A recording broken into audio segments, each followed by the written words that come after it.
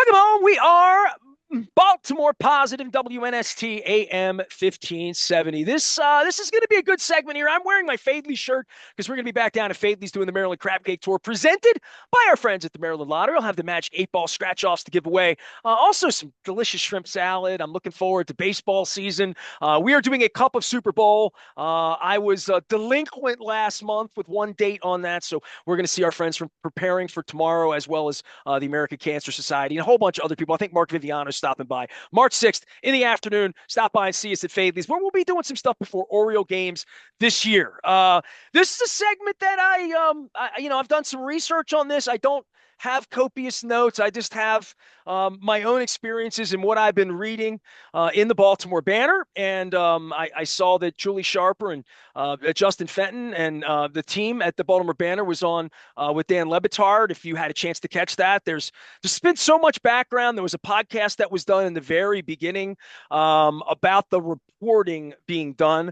And I guess for this segment, we will go through some of the details, the lurid, salacious details of the Justin Tucker scandal. But as a recovering former used to be journalist and forever journalist, I'm interested in how the stories get told.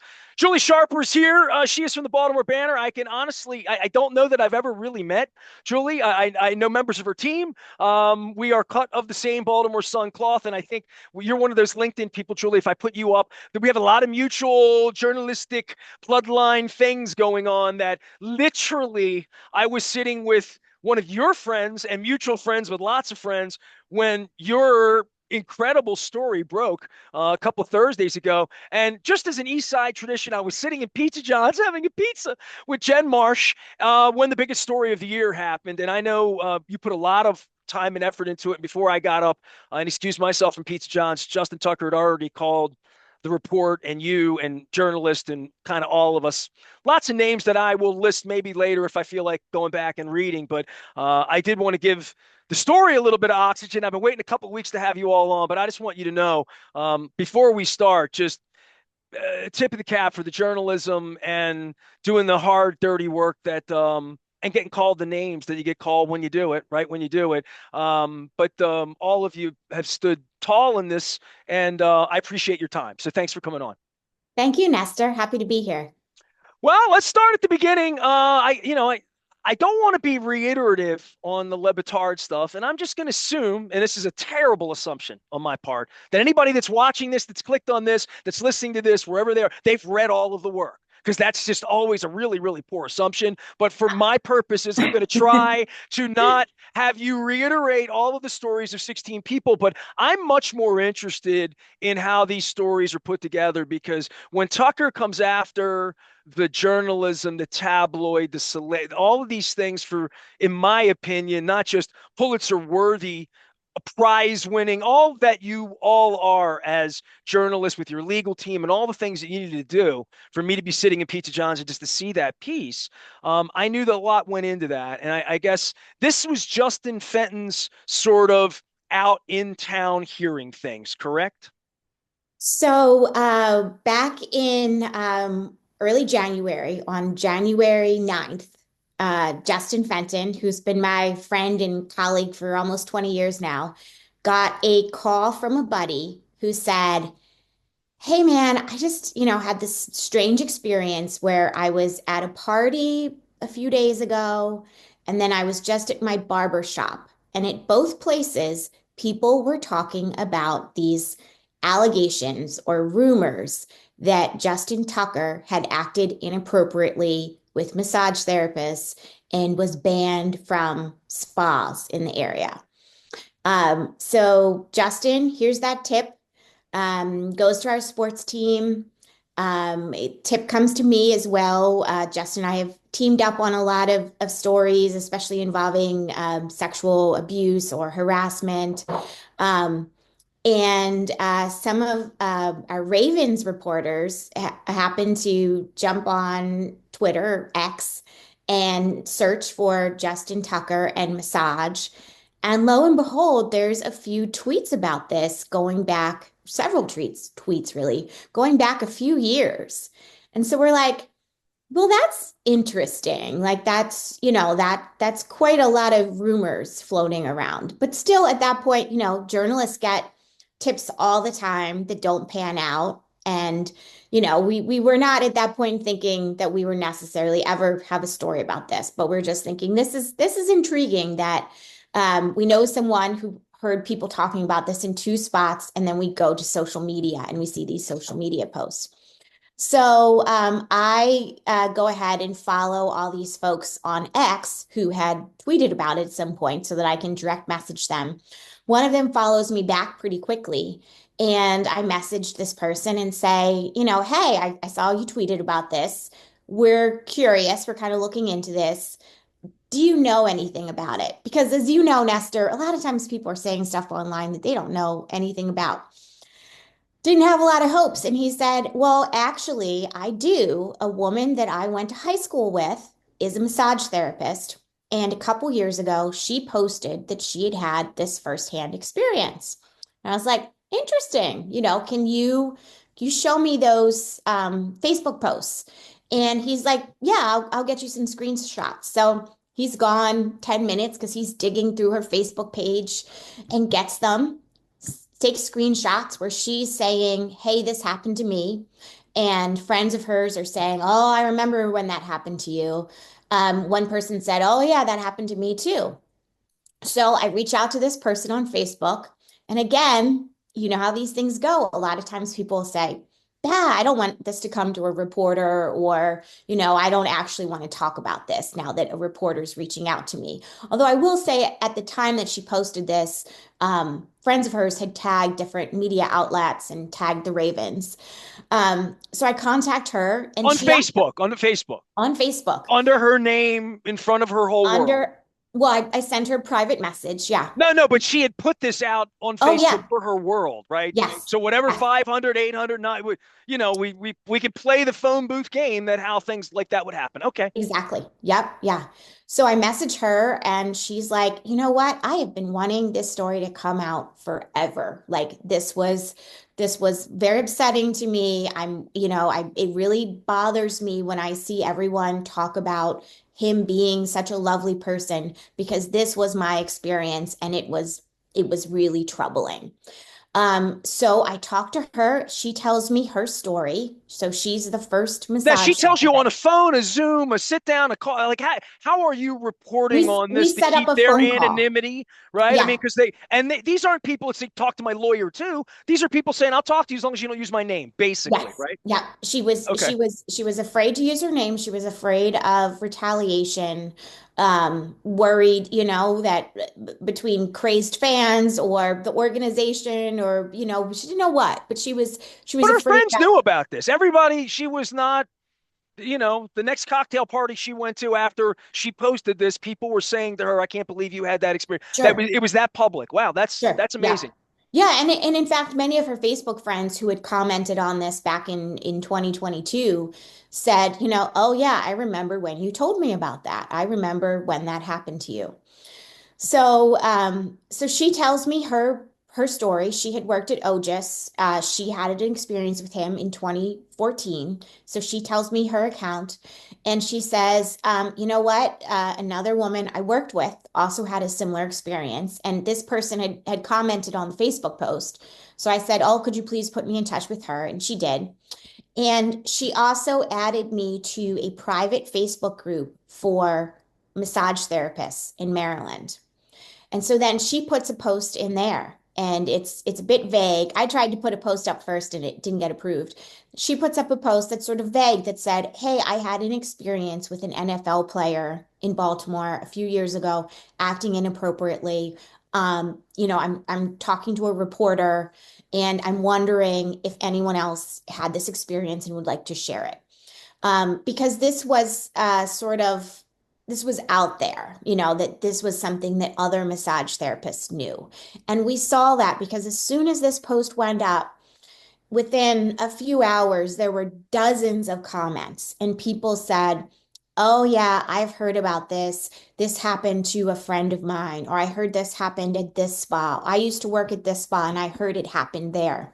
Now, Julie, So let me just yeah, reset. Julie Sharper's here from the Baltimore Banner. I almost said the other word, but I won't. The timeline from yeah. Fenton coming in to you seeing a Facebook status to you being on the phone and now on this massage chat board is 72 hours or a week? No, it was more like 48 hours. Yeah. Quick. Okay, so this But is that Tip came in. early January period. Okay, Tip came in Thursday afternoon, and I worked on it all throughout the weekend. Was fair enough. talking with people, um, meeting with people, seeing records that backed all of this up.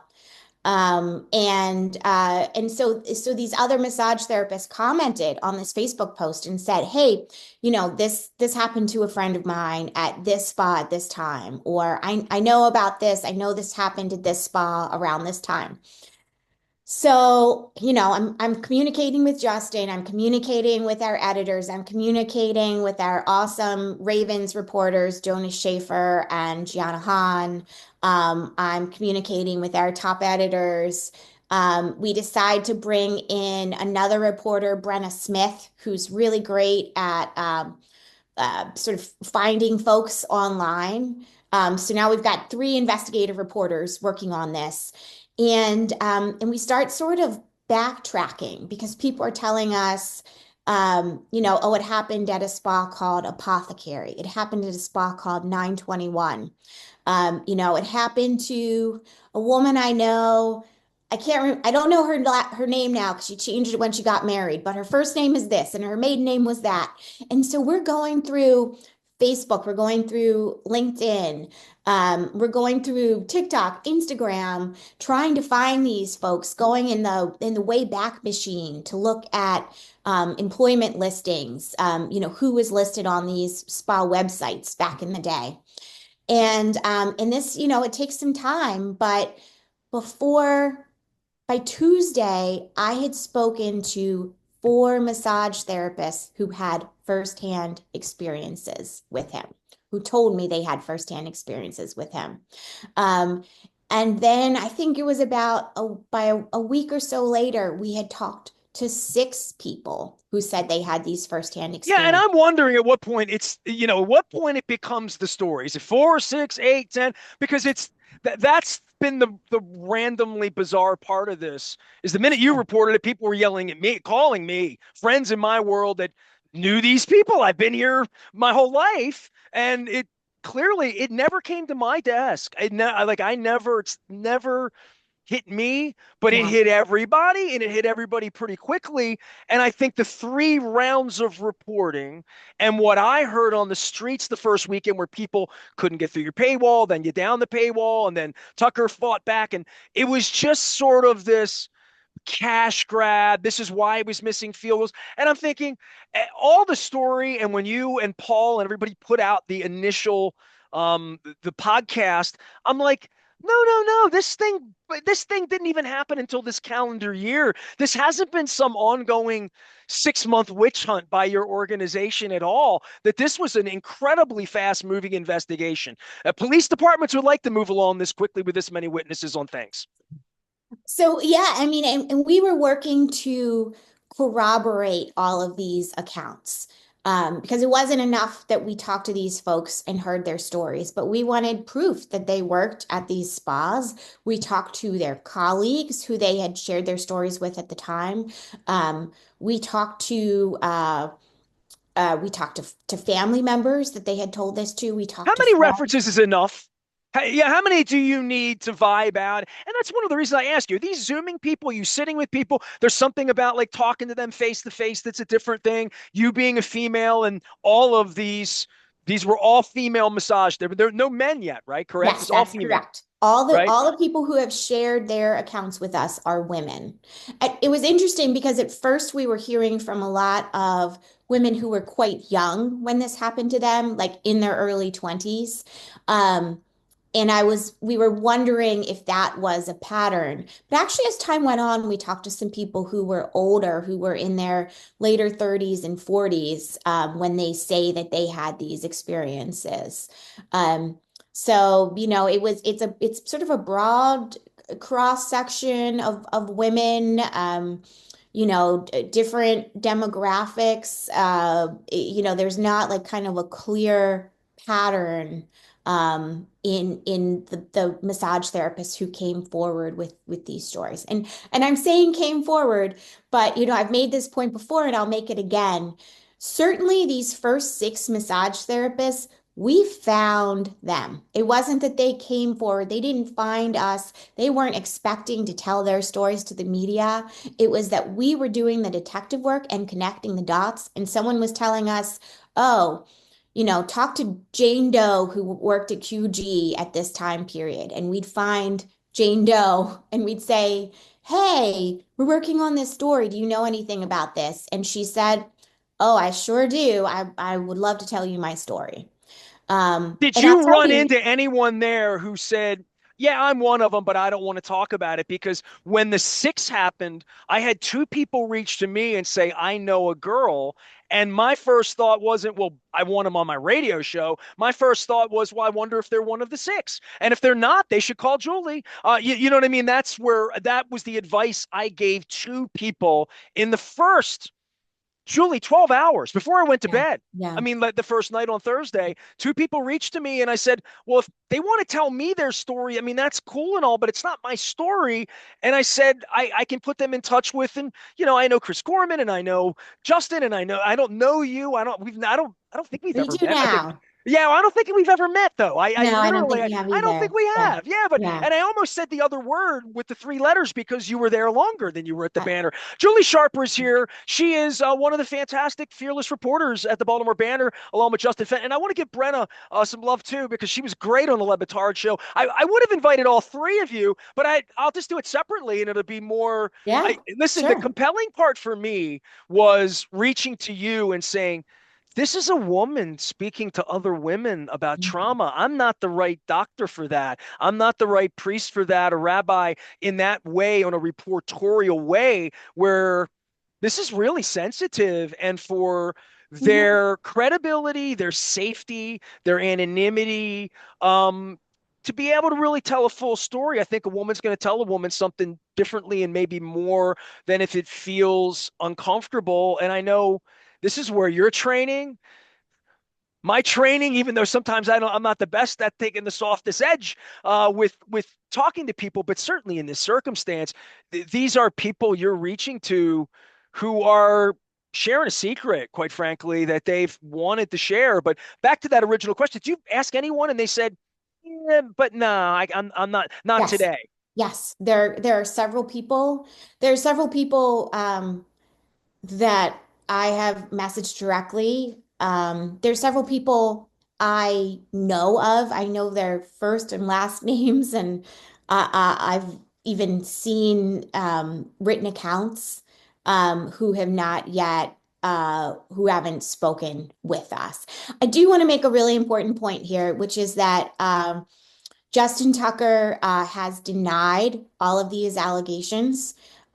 He hired a legal team which sent a detailed letter to us in which they denied all of these allegations. He has posted a lengthy statement on X denying all of the allegations. So I want to be very clear that he has said that he knows nothing about this, and the thought of hurting or upsetting anyone is, very troublesome to him. But I also, of course, will say that we have spoken to 16 massage therapists who have reported these accounts of inappropriate sexual behavior during massage therapists. And another point I want to make, and because I'll see this come up in comments, is that people say, oh, these are shady massage parlors. And I want to be clear that these are massage therapists.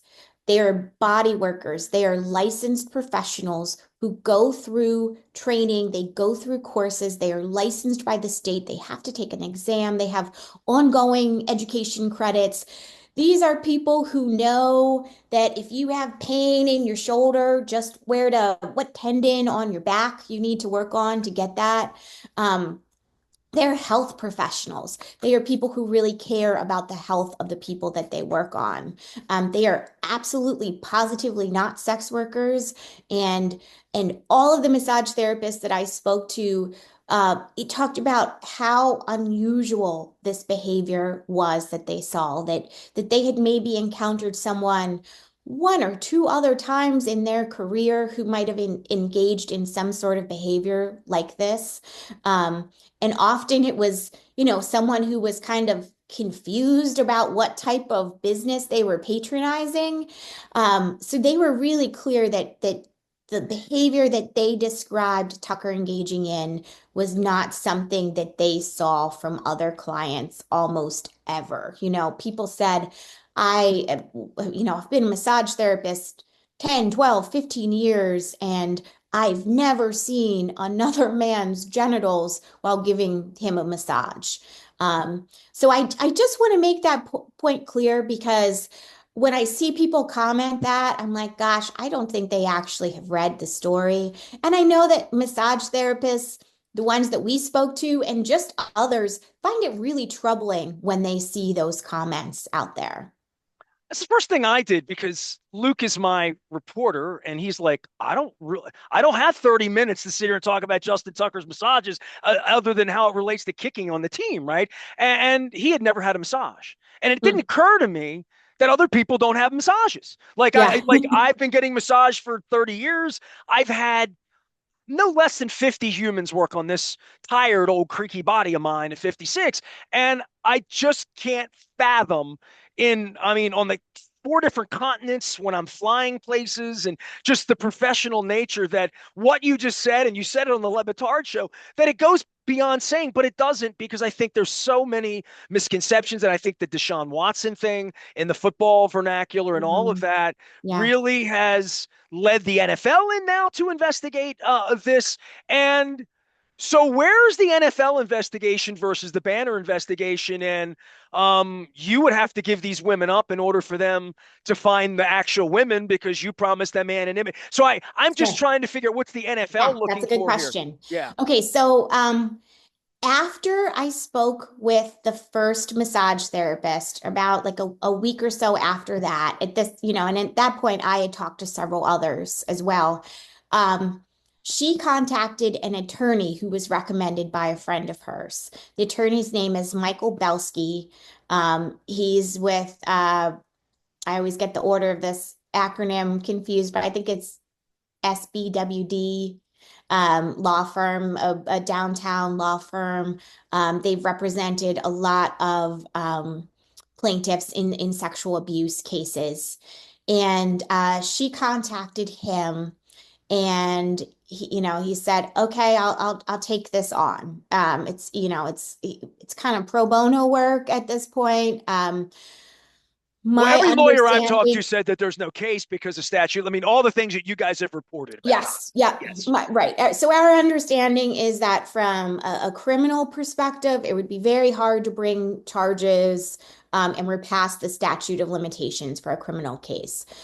From a and I should say, because I don't think we've said this yet, that all of the allegations that we have heard are took place between 2012 when Tucker was a rookie to 2016. We have not ever spoken to anyone who had an allegation after 2016. We have no idea why. We have no idea what that means, but that is just the pattern that we have seen. Um, so it also appears to be past the statute of limitations to bring a civil case against him. And I don't, with everyone I've talked to is kind of like, we're not doing this to get attention. We're not doing this to get money. We're just doing this because we have found this troubling. We still find it troubling, and we want there to be some sort of accountability. So Michael Belsky is the attorney who's representing these women. He has not commented directly to us about this, but we have talked to some of the massage therapists who have talked to NFL investigators. It appears that the NFL investigators have reached out to the women who are working with Belsky's firm, and they have had, it sounds like, interviews that have happened at that law firm. We know they were there last week for I think 2 days and interviewed several people. We had also heard they were coming back this week and possibly in the future. The NFL has not disclosed a lot of details to us. The law firm, I think because the NFL is not talking, the law firm isn't talking. So we're really sort of hearing this from massage therapists who have talked to these investigators. Uh, what I gather is that these are some of the same investigators who worked on the Deshaun Watson case. They're women. The massage therapists that I've talked to felt that they were very empathetic and open-minded, and they felt that these were productive conversations. They were lengthy conversations. So they have reported back to you that Yes, they have told the NFL what they told you, essentially, yes, right? yeah, Okay. yeah, and And and they were several of them, they correct? were lengthy conversations too. Lengthier than even you had. How long were your Yeah. conversations with these ladies, Julie? Oh gosh, it just varied from person to person. I think most of them had very clear memories of, what had happened. Um, and I like to ask all sorts of questions to just kind of to understand where people are coming from and also to vet them, to do my due diligence. So I would say I probably talked to each person for at least an hour in an initial conversation, but then followed up with more questions, fact checking, verification. Who can you put me in touch with who could corroborate this account, who can say, oh, yeah, she told me that happened at this time. So, I'm always looking for receipts. Text messages or social media posts that they put up at the time that verified this. Oh, and Nestor, I have to tell you, one of the really fascinating parts in reporting all of this. So, an editor at the Banner, who used to be an editor at the Sun, um, back in 2016, two of his reporters were talking to a massage therapist who contacted them who was at the QG, which is one of the spas where this allegedly occurred. We've talked to three massage therapists from the QG who said they had these experiences there. Um, and so this editor had recalled that this a massage therapist from the QG had been talking to Sun reporters in 2016 and shared with them an account that she had written and that had been signed by her supervisor that she shared with the reporters, and a photo of the sheets after Tucker had been in for a massage. And so as we started reporting this story, this editor said, oh my gosh, I remember that these Sun reporters were trying to chase this. So we contacted the Sun reporters. I actually happened to run into one at the public library actually after the first story ran. Um, they had since left the Sun. They no longer had access to those email accounts, but they remembered that this had happened, and they had a vague memory of what her account was. And so that massage therapist actually reached out to us after that first story ran. She reached out to us that same day.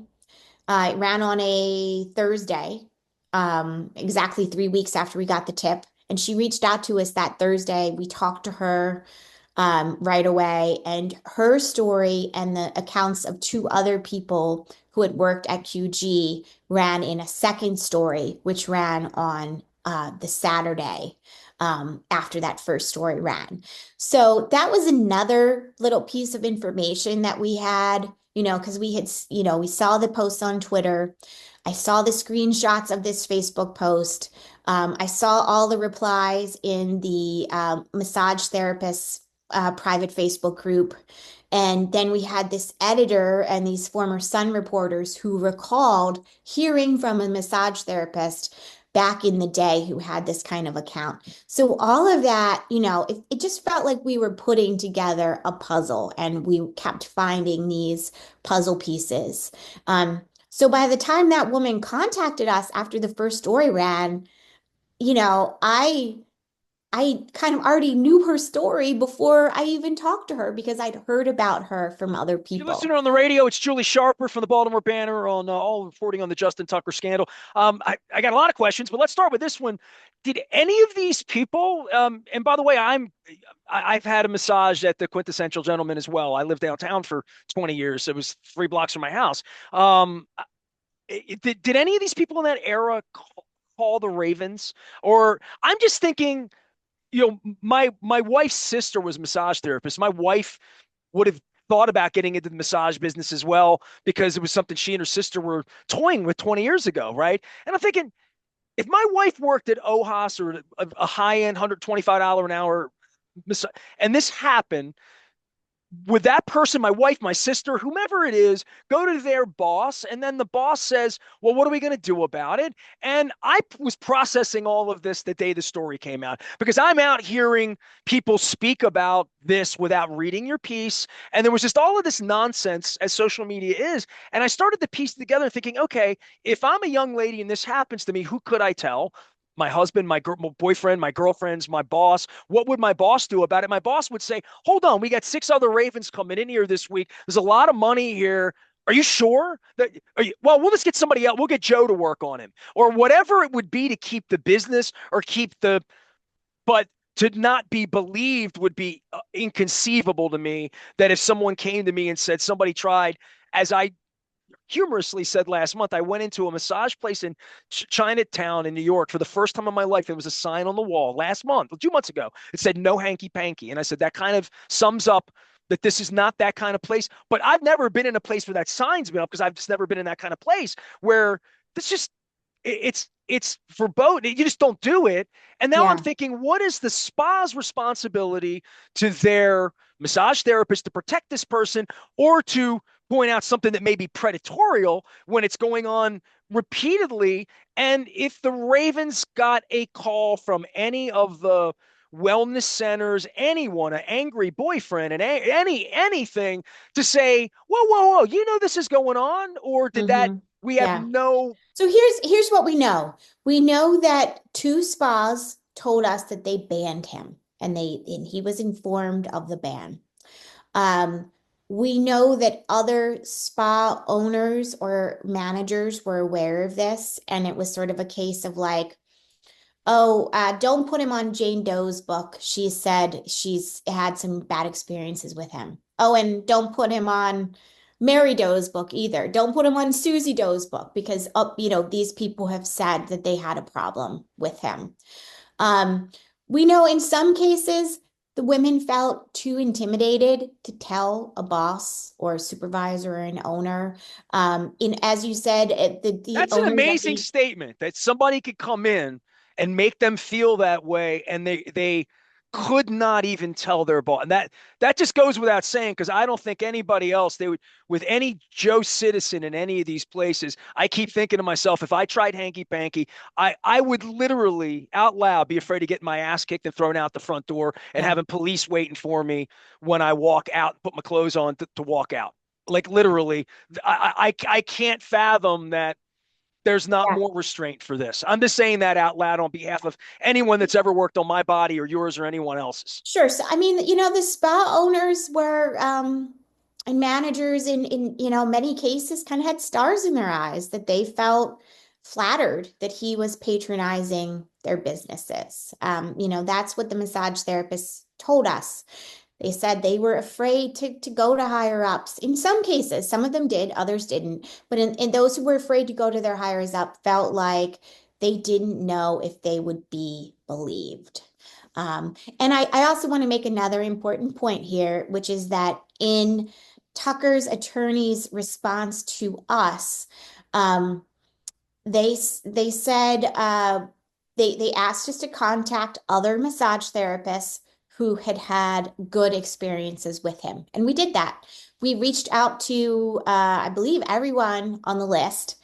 Um, this was Brenna and Justin were focused more on this. So um, I'm not entirely sure if we got every single one, but I know we made an attempt to reach every single one on that list. And and they talked to several massage therapists who said, oh, we never had a problem with him at all. He was always a perfect gentleman. I don't know where this is coming from.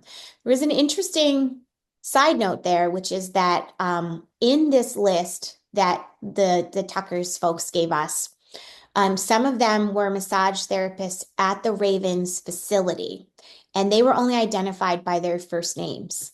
And so, of course, we reached out to the Ravens and said, hey, Tucker's folks gave us the names of these people who are massage therapists who worked at him at the Ravens facility. We only know their first names, so we can't just, go find them on LinkedIn or social media. Can you help us? Can you facilitate these interviews? The Ravens said no, which uh, we don't know, again, what that means, if that means anything. It was just sort of intriguing that there was a bit of a disconnect there. I have to wrap things up with you because of a time, and I would love to have Justin on. I'd love to have Brenna on. I live here. I care. I know Justin Tucker a little bit. I'm not done with this, and I keep saying out loud, if the NFL wants to invest, call me. I'll tell you everything I know about everything I know, because there's plenty to know above and beyond. Going back to Ray Rice and what the team says, and the team hasn't said a whole lot. Last question for you, and this is interesting for me from a journalist standpoint. All these leads, all these people, all this inbound, all this outbound. Did anybody reach to you and you talked to them and thought, this is fishy? I don't believe this person? No. And I was really on alert for that when, especially as people were coming to us as opposed to the people that we were chasing down. Um, but there were a few details that we did not publish in the first two stories, and even some things that we didn't put in the third story. But when people would mention these details to me in that third round of massage therapists, it was like, interesting. Like you are saying these things. Like, for example, many massage therapists said that he kept his eyes open for the duration of the massage, which is someone who gets massages, is kind of unusual. It's kind of Um, impossible, but okay. I mean, some of this stuff is just unthinkable to me as a guy who's had 1,000 massages, but go ahead. and that he made eye contact with them, especially when he was doing things that they described as inappropriate. So hearing those details, I was like, you didn't hear this from this, you didn't get this from the first story or the second story. And again, we just continue to do our due diligence and to corroborate those stories and check the state licensing, check their employment history, and talk to multiple people who said, "Oh yeah, I remember she told me about this back in the day." One woman who contacted us, or she'd actually had contacted the attorney Belsky. Um, she shared with me that when the first story came out, she got this flood of text messages from friends saying, oh my God, you're not the only one. Look, all these other people are saying that this happened to them as well. And she actually shared screenshots of those text messages with me.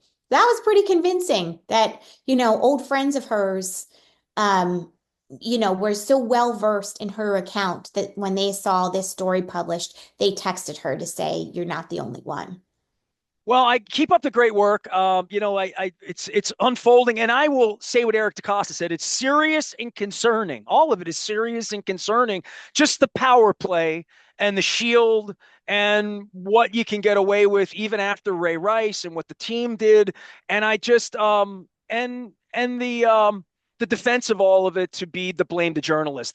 That's what set me off in the beginning is dirtying up good journalist, hardworking journalist, and we've just spent 45 minutes discussing what took you, well over 45 hours of work, over, hundreds of hours of work, and, Yeah. and hard work and difficult work. So I commend you as a recovering journalist myself, a former journalist, as the Ravens call me a former journalist. So I have to at least say that. But I am appreciative for all that you guys are doing. And I would tell people support the Baltimore Banner. You have to pay for good journalism. You guys, as you've pointed out, you got kids, you got a family, you got a phone. It's the weekend, the phone's going off. I know how hard your work is, and I respect the heck out of you. Thank you, Nestor. I appreciate it. Thanks for having me on. Julie Scharper, reporter extraordinaire of the Baltimore Banner. You can see her work along with Brenna and Justin and all the stuff and unfolding. And we got our own text service around here. I'm always like, I got to be checking because I feel like more news is going to drop because you still are working on this story, right? Oh, There's going yeah. to be more things happening, right? This thing's not Yes. over with because people Yes. are wondering where's the end of all this and the NFL investigation. I say stay tuned. It's just a sad, unfortunate offseason right now for the Ravens. We'll continue to talk about it out loud as best we can and, try to separate fact from fiction. That's what we try to do around here. I'm Nestor. We are WNST, AM 1570. Towson, Baltimore. We never stop talking Baltimore positive football and baseball and stuff.